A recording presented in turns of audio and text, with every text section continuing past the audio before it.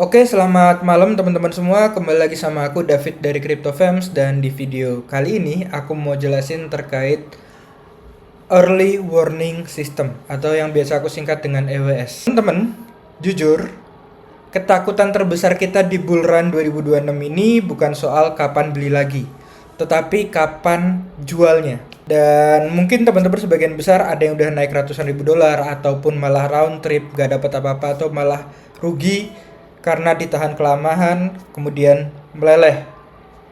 Dan itulah kenapa teman-teman wajib buat ngecek 4 indikator ini. Ini adalah indikator yang mudah dulu karena kita dari level paling bawah, kita belajar dari awal bareng-bareng gimana cara buat ngecek kapan saatnya buat take profit. Yang pertama ada indikator yang aku sebut dengan the Coinbase atau Binance atau berbagai checks lainnya. Nah, kenapa aku bilang ini adalah sinyal retail gila? Ini adalah logika aja. Pucuk terjadi ketika orang bodoh terakhir sudah masuk ke pasar. Ketika tidak ada lagi orang baru yang bisa membeli, harga hanya punya satu jalan, yaitu kemana? Ke bawah. Nah, mungkin teman-teman bisa pantau setiap minggu. Untuk ngecek aplikasi, tergantung teman-teman misalnya menggunakan apa ya. Kalau teman-teman pakai iPhone bisa menggunakan App Store, atau teman-teman pakai Android bisa pakai Google Play Store. Dimana yang pertama, zona aman, aplikasi seperti Coinbase, Binance, Phantom, mungkin cek Indo juga, ada toko kripto, ada Indodax, Thrift, teman-teman cek. Kalau misalnya masih di ranking 50 sampai 100, itu termasuk zona yang aman. Artinya retail masih belum berbondong buat membeli koin, orang-orang masih belum sadar tentang kripto dan lain sebagainya.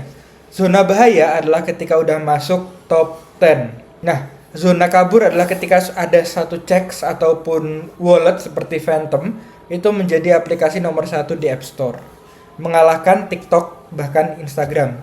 Karena sejarah ini terjadi pada 2017 dan 2021, tepat di pucuk itu nenek dan kakek kita mulai download Coinbase, download Binance, download toko kripto Indodax. Itu artinya apa? Itu artinya pesta udah selesai. Teman-teman wajib jual semua atau jual 75%.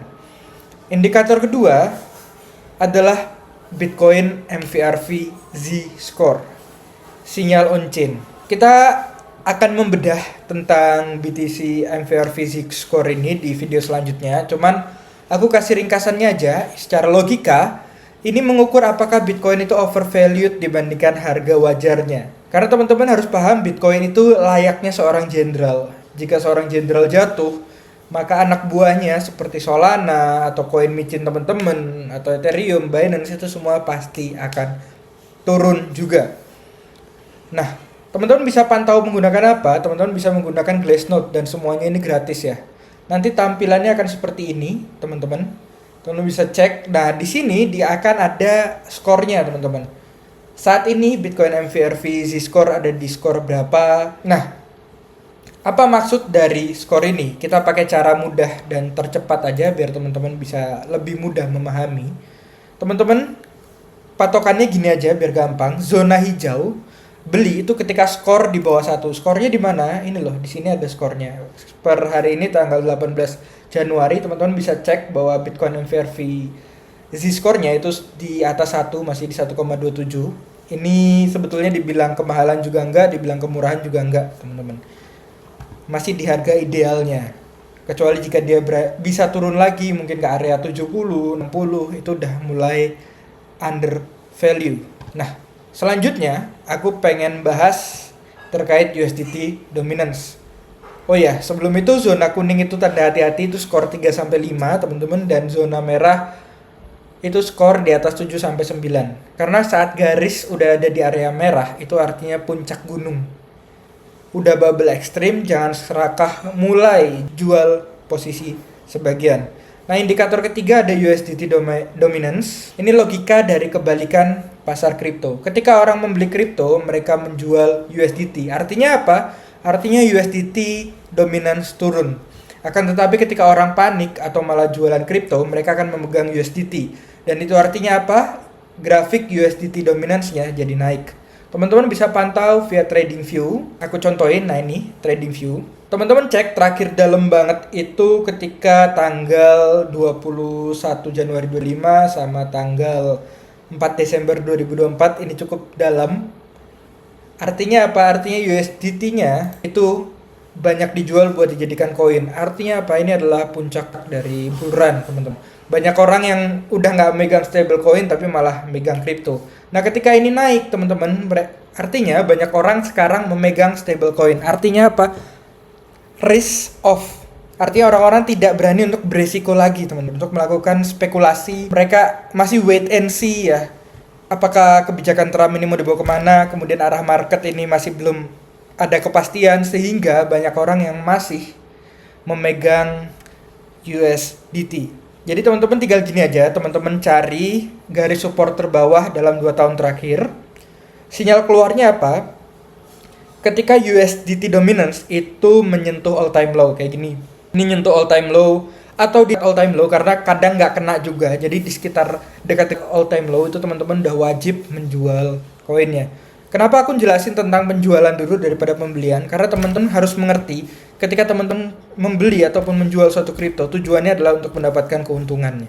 Jangan terlalu cinta sama sesuatu, karena mencintai sesuatu kemudian hasilnya tidak sesuai dengan cintamu, itu akan sangat menyakitkan. Sehingga untuk mengantisipasi itu, teman-teman harus mengerti kapan saat untuk menjual.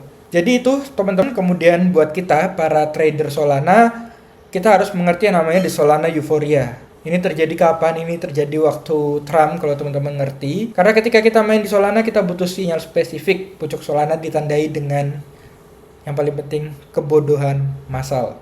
Tanda pesta yang bubar yaitu gas fee mulai naik gila kan.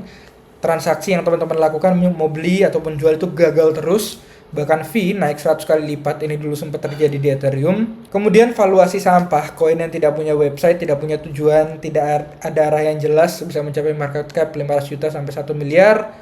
Dan ini mungkin yang terpenting ya, bahkan sampai congested. Kalau teman-teman ngerti, dulu Solana sampai kita nggak bisa transfer karena dari CEX ke DEX, karena jaringannya terlalu ramai, jadi terjadi error, harus menunggu beberapa jam, bahkan ada yang berhari-hari hanya untuk mengirim Solananya ke dalam DEX ataupun dari DEX ke CEX. Padahal Solana itu mengirimnya cuma beberapa detik aja udah nyampe, ini sampai berjam-jam.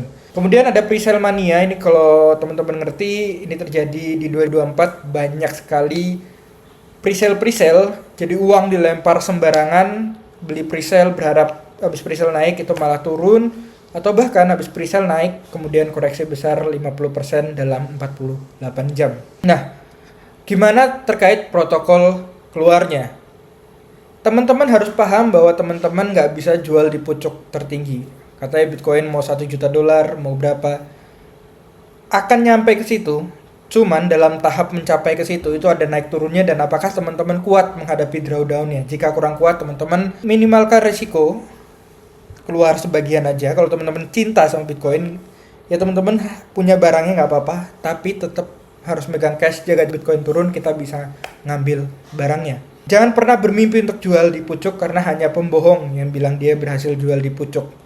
Kita akan menjual di area pucuk. Ini berbeda ya, di pucuk sama di area pucuk. Di area pucuk itu belum tentu di pucuknya, tapi dekat harga tertingginya kita udah mulai keluar. Nah, mulai sekarang teman-teman harus buat aturan DCA out, dimana misal portofolio teman-teman udah mencapai target misalnya $100.000, $10.000, $500.000, atau bahkan $1 juta. Jika ada indikator di atas yang udah menyala, baik itu kuning atau merah, jual 25% saat euforia. Ketika teman-teman yang bahkan nggak pernah mengenal kripto tiba-tiba pamer profit di grup WA, teman-teman wajib jual 25%. Amankan masa depan teman-teman. Kemudian teman-teman bisa jual 25% lagi ketika aplikasi CEX apapun itu, atau aplikasi wallet seperti Phantom, MetaMask itu udah jadi nomor 1, atau MVRV lebih dari 7, itu teman-teman harus jual 25%. Nah, kemudian jual 25% lagi ketika strukturnya patah, ketika Bitcoin tembus di bawah MA20 weekly contohnya, atau MA200, teman-teman wajib buat keluar sebagian. Nah, ini bebas, teman-teman mau full cash atau teman-teman mau nyisain moonback. Jika teman-teman takut harganya ternyata naik lagi, teman-teman masih merasa punya barang. Tapi teman-teman harus ingat, ketika harganya di pucuk itu pasti akan ada koreksi. Dan pentingnya kita megang cash buat menyelamatkan portofolio kita ketika ada harga yang turun drastis. Ketika kita jual itu bukan berarti kita meninggalkan atau tidak mencintai terhadap project itu, terhadap Bitcoin, terhadap narasinya. Akan tapi kita berjaga, siapa tahu kita bisa mendapatkan barangnya lebih banyak di harga yang lebih murah. Jadi itu mungkin tugas yang teman-teman bisa lakukan di setiap minggu. Teman-teman lakukan jurnal, tambahkan satu halaman kecil, misalnya laporan cuaca pasar di minggu ini, teman-teman isi datanya satu persatu.